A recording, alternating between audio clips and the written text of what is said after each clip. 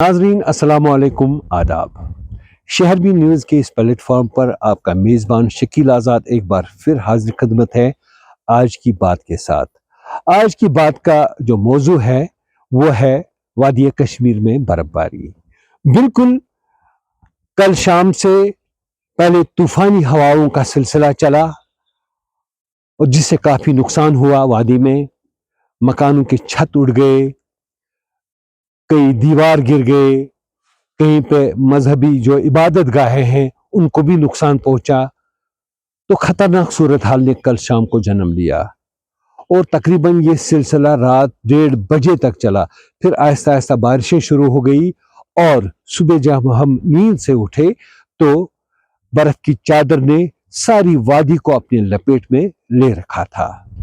और ये एक रहमत है हम सब पर, क्योंकि बर्फबारी न हो तो हमारी फसलों को नुकसान हो जाता है, हमारी फसलें नहीं बनेगी, हमारे जो पीछे देख रहे हैं सेब के बागात इनमें भी नुकसान हो जाएगा, क्योंकि करोड़ों रुपए अरबों रुपए इन पर खर्च हुआ है।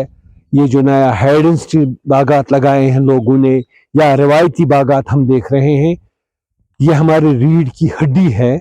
अगर इस रीढ़ की हड्डी को नुकसान पहुंचेगा तो हमारी मईशत तबाह बर्बाद हो जाएगी। और इसी तरह हम देखेंगे कि यही बर्फ अगर चिले कलान में गिरी है आज, तो ये एक अच्छा शगुन माना जाता है, क्योंकि यही बर्फ हमारे पहाड़ों पे जमा हो जाती है, जो फिर गर्मियों में आहिस्ता आहिस्ता पिघल कर हमारी नदी नालों को सैराब करती है और फिर हमारी जमीनों को सैराब करती है और हम धान की पैदावार बनाते हैं जो हमारे लिए ग़िज़ा का सामान फराहम करती है। नाज़रीन, गो हम ये कहेंगे कि ये एक रहमत है और इस रहमत का हम सबों ने खैर मकदम किया, हम सबों ने खुशियां मनाई।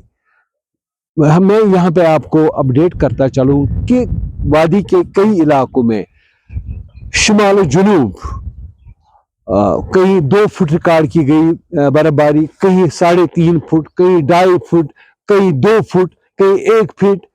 तो यहाँ पुलवामा की हम बात करेंगे। पुलवामा में इस वक्त भी थोड़ी थोड़ी बर्फबारी हो रही है, तो यहाँ पे तकरीबन 1 इंच बर्फ जमा हुई है अभी तक और ये रहमत यहाँ पे भी गिरी है। हम अल्लाह ताला से दुआ गो हैं कि हम सब को अल्लाह ताला खैरियत से रखे, अपने हिफ्ज़ अमान में रखे, हिफ्ज़ अमान में रखे, क्योंकि कल शाम को जो सिलसिला चला उससे काफी नुकसान हुआ है। तो ये जो कल शाम से एक सूरत हाल, मिली जुली सूरत हाल पैदा हो गई, बर्फबारी और तूफानी हवाएं, इसके नतीजे में उस तूफानी हवाओं के नतीजे में कई जो माली नुकसान हुआ है। सरकार से हम गुजारिश करते हैं कि उसका तखमीना लगाया जाए और उन लोगों को इन ठिठुरती हुई सर्दियों में राहत का सामान फराहम किया जाए।